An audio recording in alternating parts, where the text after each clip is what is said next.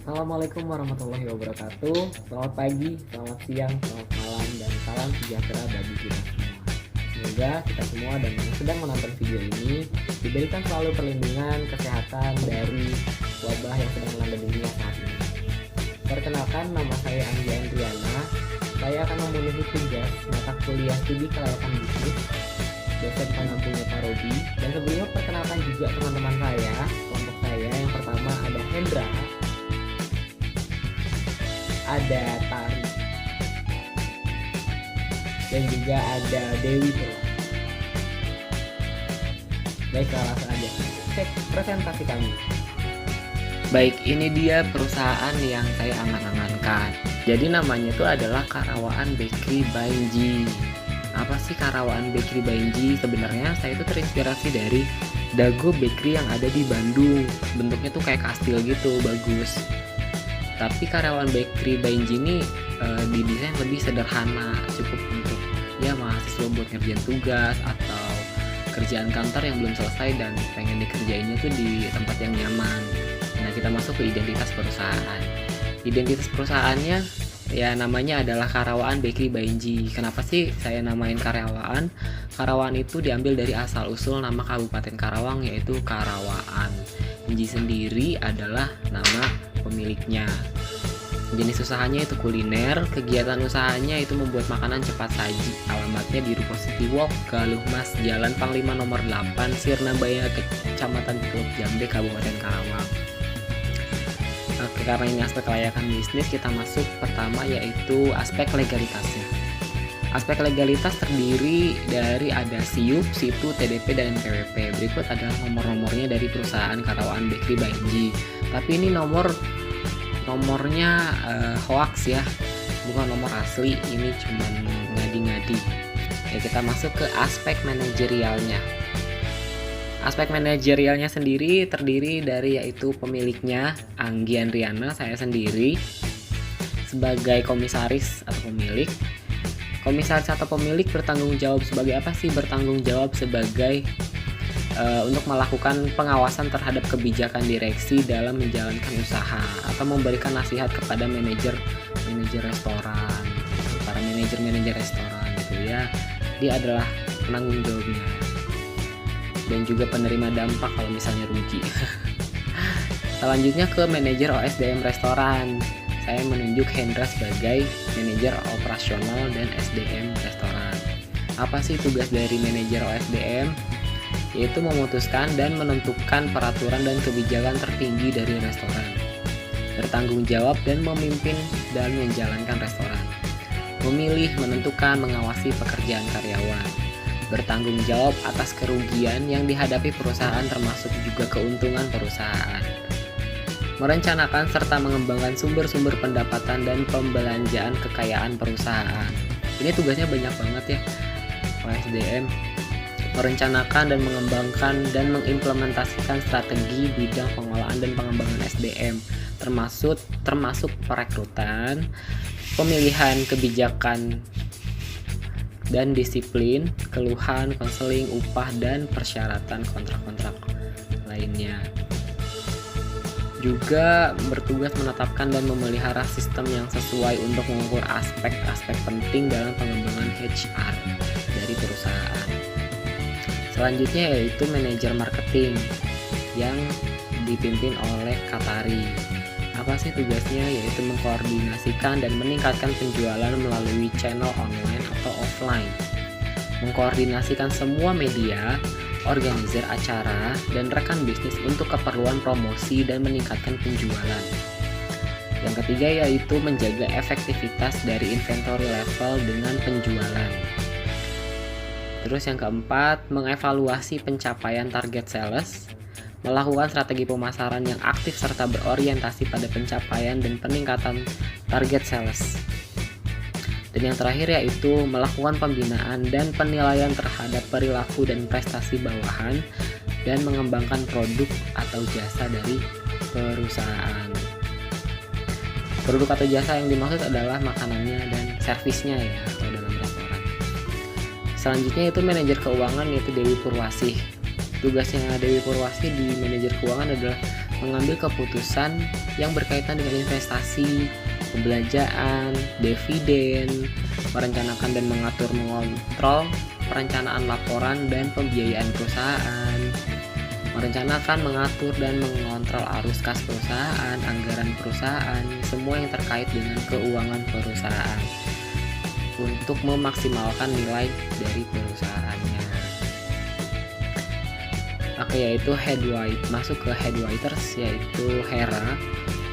Headwriters itu bertugas untuk memeriksa logbook, memeriksa buku reservasi, dan merencanakan tata letak serta tempat yang sesuai yang dikehendaki oleh tamu. Tentunya emang harus nyaman ya, karena itu emang moto utamanya, tujuan utamanya, memberikan tempat yang nyaman, memberikan pengarahan dan pengetahuan menu kepada bawahan sebelum restoran mulai dibuka.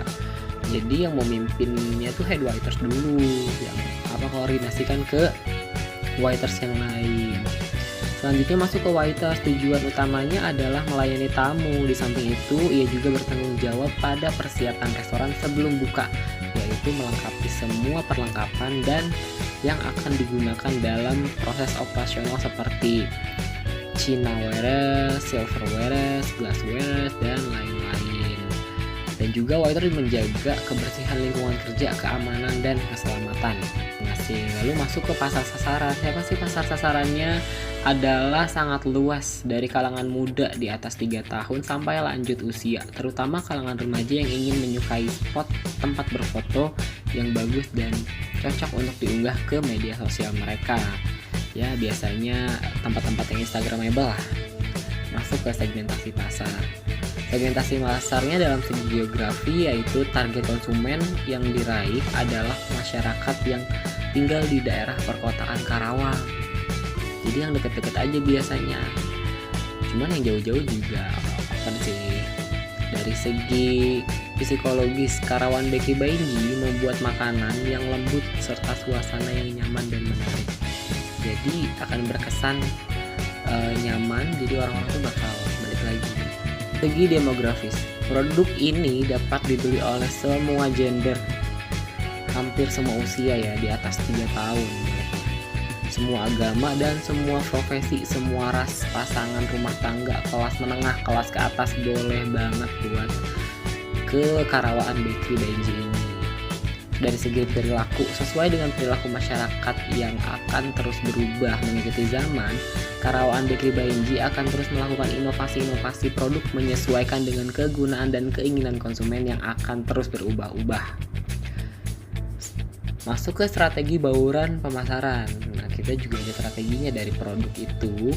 Karawaan Bakery by Inji menyediakan berbagai macam makanan, tidak hanya berupa roti, namun ada juga pasta, makanan lokal, western, timur tengah, dan makanan lain yang disajikan mewah dan relevan dengan suasana restoran yang kekinian.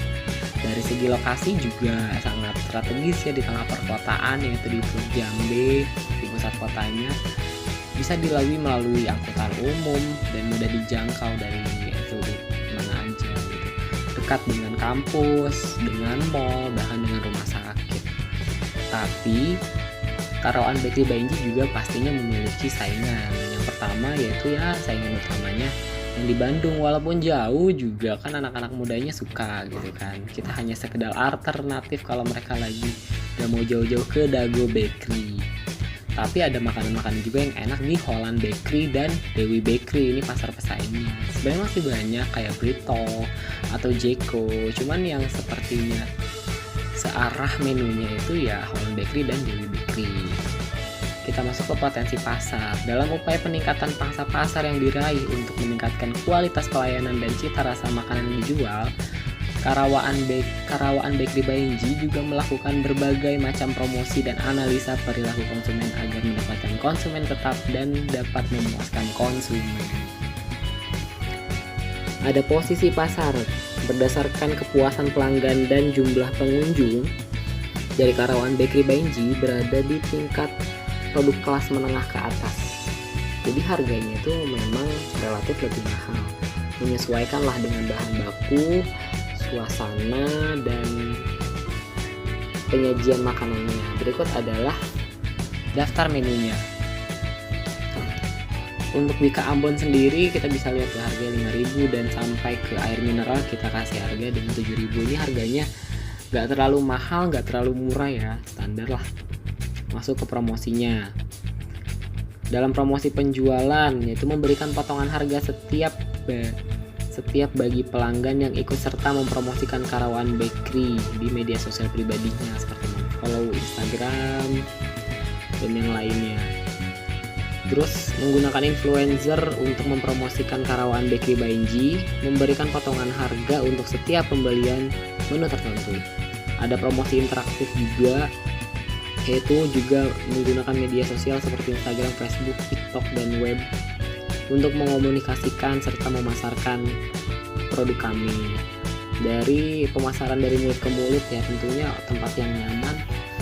Pokoknya di Karawang kalau misalnya ada yang nanya tempat yang nyaman untuk ngerjain tugas atau tempat yang nyaman untuk relevan buat ama doi atau apa, Karawaan Bakery by Enji lah tempatnya. Pokoknya sampai orang-orang berspekulasi seperti itu. Masuk ke aspek teknis dan produksi. Cakupannya apa aja sih? Cakupan produksinya untuk mendapatkan cita rasa yang nikmat dan tampilan yang segar, maka Karawaan Bakery harus menggunakan bahan baku yang berkualitas dan higienis. Karena bahan baku yang bersih di pasar penting bagi setiap makanan yang disajikan bagi restoran. Tentunya juga chef yang handal untuk plating makanan tersebut. Kebutuhan teknisnya apa aja sih? Oh, cuman lokasi, bangunan, peralatan masak, bahan baku, dan dekorasi tempat. Masuk alur proses restorannya. Gimana sih alur dari prosesnya itu? Yang pertama dari pembelian bahan baku. Dari pembeliannya juga harus disortir ya bahan bakunya, lalu bahan yang tahan lama dimasukin ke gudang, atau sayur dan buah langsung dibiayakan atau dipergunakan. Kalau misalnya bisa tahan lama kita simpan di gudang boleh. Lalu masuk ke dapur, terus ke penyajian, baru ke penerimaan hasil. Siklus produksinya seperti restoran biasa ya, ada order menu dipesan, terus menu dibuat, lalu waiters akan menyajikannya. Berikut adalah tata letak dari lokasi dari layout restoran kami. Nah, jadi tata letaknya itu kita ada 2 lantai. Yang lantai pertama itu berjejer roti-roti banyak, ada kasir dan ada dapurnya juga di sana. Dan di lantai 2 kita hanya menyediakan lesehan serta ada beabeg dan meja. Jadi konsepnya seperti itu. Masuk ke kebutuhan modal sekarang. Kebutuhan modalnya totalnya jadi 860.760.000 ya. Bisa dilihat rinciannya dari bahan bangunan 800.000 sampai lain-lainnya 800 juta maksudnya, maaf, sampai lain-lainnya 10 juta. Aspek finansial, ada biaya pra-investasi sebesar 25 juta, ada biaya tetap sebesar 872 juta, dan ada aktiva tidak tetap berjumlah 880 juta. Berapa sih biaya operasionalnya? Ini biaya operasionalnya yaitu total per bulannya adalah 19.400.000 dan total per tahunnya adalah 232.800.000 rupiah. Sekian presentasi dari saya. Terima kasih.